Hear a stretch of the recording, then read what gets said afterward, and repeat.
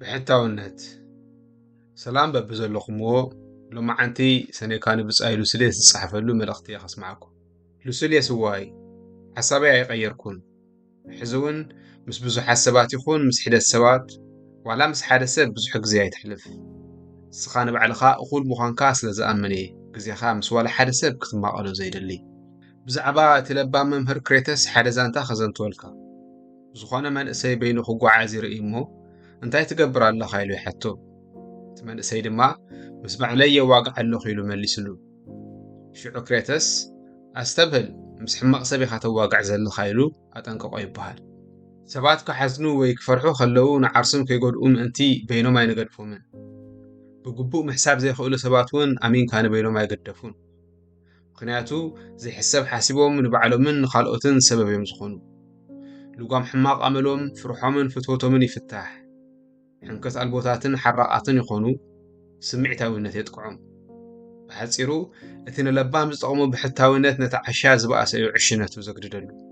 ስለዚ ንዓኻ ብሓቂ ዝመነየልካ እዙይ እዩ።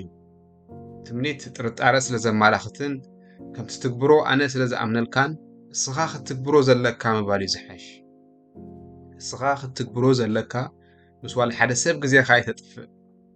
ለንቅነ ዝተዛረብካዮ ሓያልን ናይ ለባምን ዘረባ ዘኪረ ብሓቂ ተሓቢነ። ሽዑ ንሽዑ ድማ እዙይ ዘረባ ባዶ ቃላት ኣይኮነን ካብ ዓሚቕ ቦታ ዝፈልፈለ እዩ። እዙይ ሰብ ድማ ከም ካልኦት ኣይኮነን ስለ ዓርሱ ዝግደስን ዓርሱ ዘኽብርን ፍልይ ዝበለ ሰብ ይበልኩን ዓርሰይ። ኣዘራርባኻን ኣነባብራኻን ቀጽለሉ ማንም ከይዓግተካ። ቅድሚ ሕዚ ትልምኖ ዝነበርካ ነገራት ንኽበካ መሊስካ ንፈጣሪ ኣይትጸልይ። ሓዱሽ ነገር ለምኖ ጥዑይ ኣእምሮን ጥዑይ ኣካልን ንኽበካ ጥራሕ ተማሕፀኖ። ነዚኦም ነገራት ጥራሕ ክበካ መሊስካ መላለስካ ጸልይ። ንብረት ናይ እማትካ ስለዚ ትሓትት ዘለኻ ኣይትሰከፍ።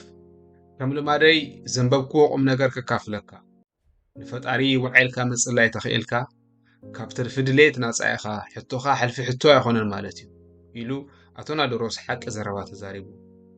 ሰባት ግን ዓያሹ ስለ ዝኾኑ ነቲ ካልእ ሰብ ክሰምዖ ዘይደልይዎ ሕሱም ጸሎቶም ብሕሹኽሹኽ እዮም ንፈጣሪ ዝጽልዩ። ሰሰናዩ